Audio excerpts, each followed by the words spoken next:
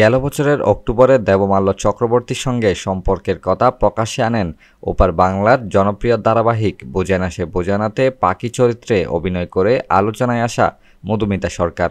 পেশায় ইঞ্জিনিয়ার দেবমাল্যের সঙ্গে গ্ল্যামার দুনিয়ার তেমন কোনো সম্পর্ক না থাকলেও প্রায়ই সামাজিক মাধ্যমে তাদের প্রেমের মুহূর্তগুলো শেয়ার করতে দেখা গেছে মধুমিতাকে। এর মধ্যে বিভিন্ন সময়ে এই জুটির বিয়ে নিয়ে গুঞ্জন চলেছে। এবার জানা গেছে আগামী ডিসেম্বরে বিয়ের পিঁড়িতে বসছেন মধুমিতা। সম্ভবত ৫ ডিসেম্বর হবে বিয়ে, আর ৭ ডিসেম্বর বৌভাত।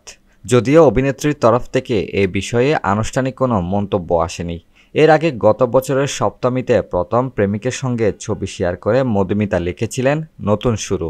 সেই সময় অভিনেত্রী বলেছিলেন, হ্যাঁ প্রেম করছি, তবে সম্পর্কটা একেবারেই নতুন। বিয়ে নিয়ে এখনই কিছু ভাবিনি।